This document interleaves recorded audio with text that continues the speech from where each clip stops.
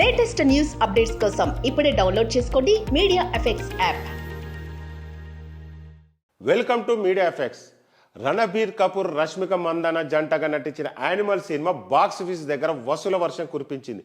Arjun Reddy director Sandeep Reddy Vanga తీసిన ఈ సినిమాకు బాలీవుడ్ ఆడియన్స్ పిచ్చెక్కిపోయారు.